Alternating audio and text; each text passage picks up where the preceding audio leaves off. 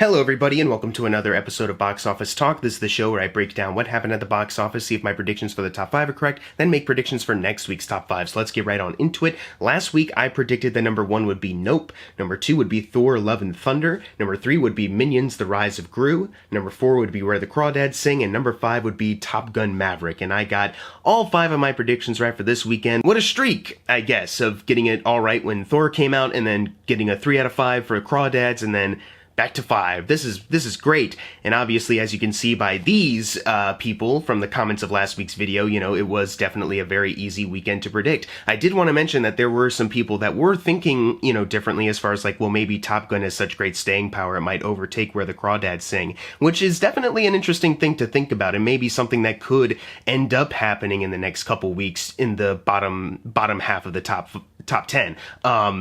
But unfortunately, you did not get your predictions right. Those people did who got the shoutouts on the screen. Let's move on into what actually happened this weekend. Number 1 was Nope, making $44 million this weekend. Now, there is no worldwide total as of right now, so we're just kind of going off of domestically. Its budget is $68 million, so it just needs $136 million to double that to be considered a success. I'm pretty sure it will get there at this point. Domestically, it's still going to stick around for a bit, and then once worldwide numbers do come in, that'll boost it up for sure. But I don't know, it's weird to look at a movie that technically had a higher opening weekend than Get Out. Get Out having the $33 million opening. But still be kind of disappointed in how it did, you know what I mean? Because, I guess this is also just because Us made $71 million when that movie opened, right?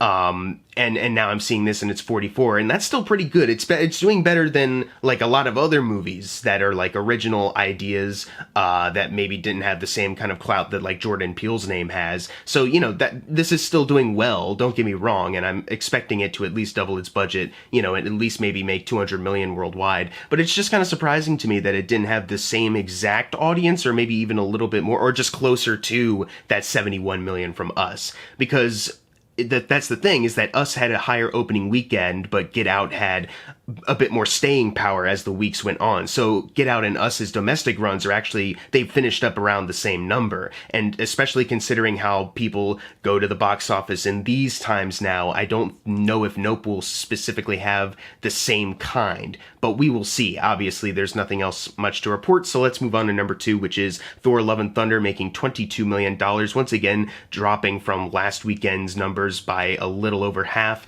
Well, not exactly. Last weekend it was 60%, closer to 70%, and this is back to a 50-ish percent. That adds to a domestic total of $276 million. If you want to know what that means for the MCU box office rankings, it just outgrossed Winter Soldier by $17 million, and it is $36 million away from outgrossing Iron Man 2, which it certainly will get that, so that's great for that movie. It's definitely looking like it's going to be one of the lower grossing ones of really high-grossing successful movies, so, it doesn't really matter all that much. It is surprising, though, that the Thor Love and Thunder movie is getting the Ant-Man and the Wasp kind of treatment, not to say, because it's outgrossed Ant-Man and the Wasp, it's outgrossed Ant-Man, but I'm just saying, as far as how many people are wanting to go back and revisit this one isn't getting the same kind of attention as some of the other MCU movies, and it is kind of how when Ant-Man comes out, a lot of people come opening weekend, and it's fun, it's mostly the bigger fans, but as the weeks go on, it's not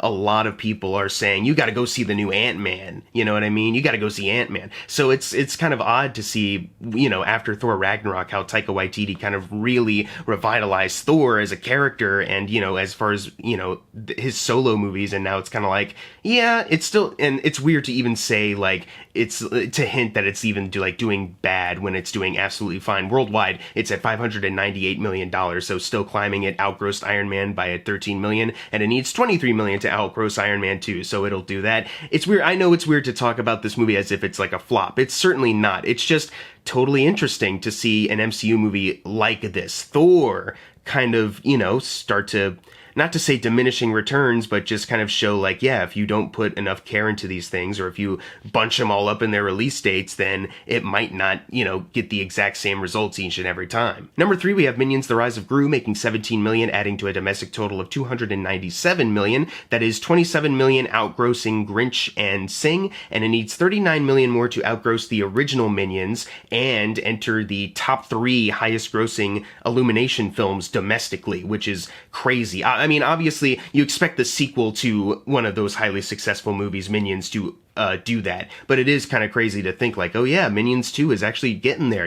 We're not adjusting for like pandemic stuff like we were a couple months ago with like Sing 2 when that came out, and it was like, yeah, it didn't gross as much as the first Sing, but it did pretty well for pandemic reasons.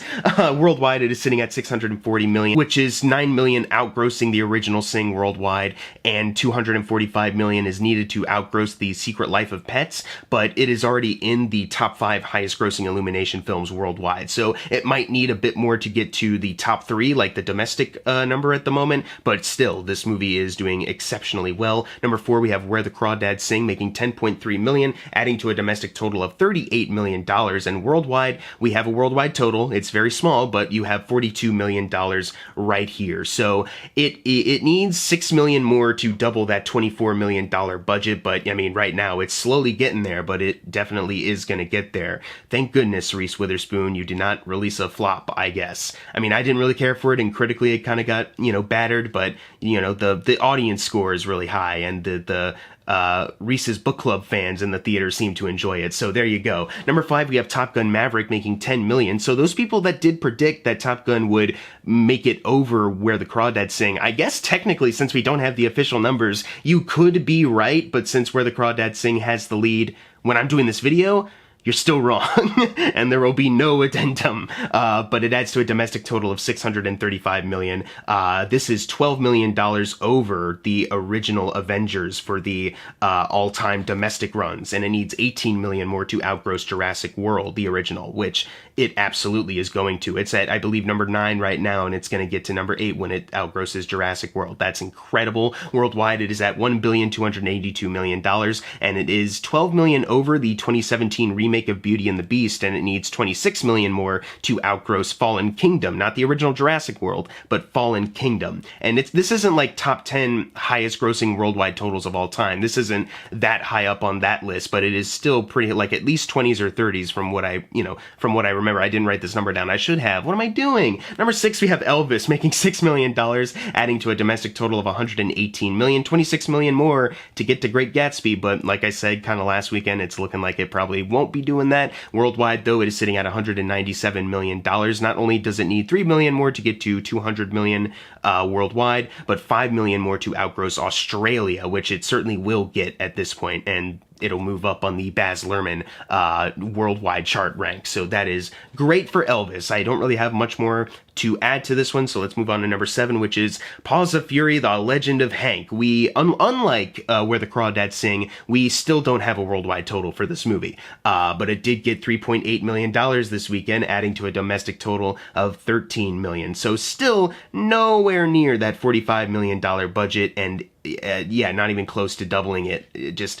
oy vey, embarrassing. If only you could find $77 million on the street to add to this total. God damn. Number 8, we have The Black Phone, making $3.4 million, adding to a domestic total of $78 million, and it is $3 million over The Exorcism of Emily Rose, and it is $1 million away from outgrossing The Day the Earth Stood Still. So this will be, excluding Doctor Strange, Scott Derrickson's highest grossing film domestically, which is fantastic for him. And I checked on the Blumhouse charts, and obviously I don't think it's going to get anywhere near those Blumhouse movies that have gotten to the 100 millions, but the fact that it is 1 million away from outgrossing the entirety of election year's domestic run, this movie is doing pretty well, with those other high earning Blumhouse movies. It's made quite a splash, and I hope Jason Blum maybe takes a lesson from this movie maybe don't pump out crap. Maybe let your creatives be creative and tell spooky ass stories. I don't know. Maybe that lesson is there somewhere. Oh, look, the new trailer for Halloween Ends came out. Never mind.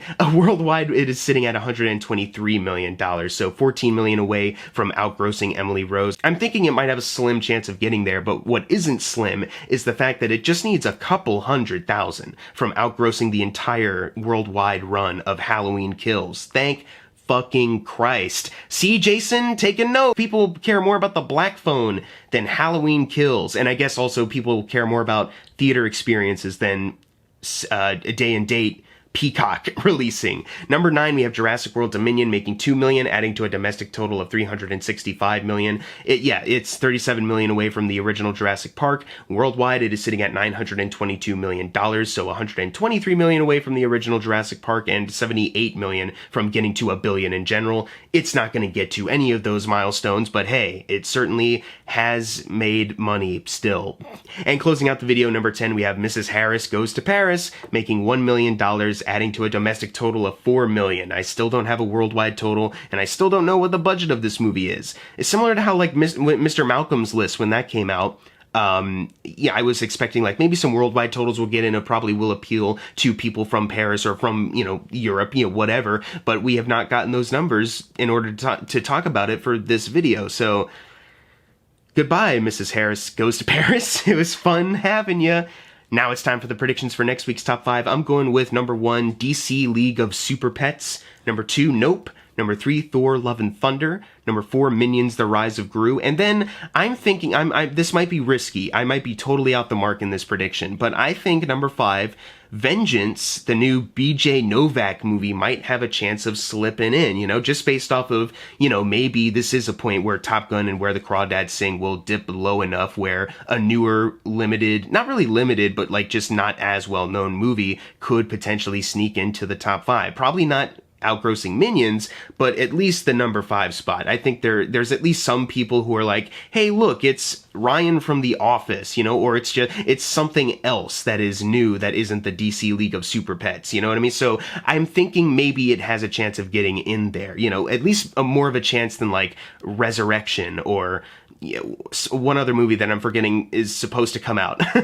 Anyways, guys, that is my predictions for next week's top 5. What are yours? Leave them in the comments down below, and you might get a shout out like the people did at the beginning of this video. And as always, thank you guys for watching. Make sure to subscribe. I'm Jackson Fulcher. See you guys next time.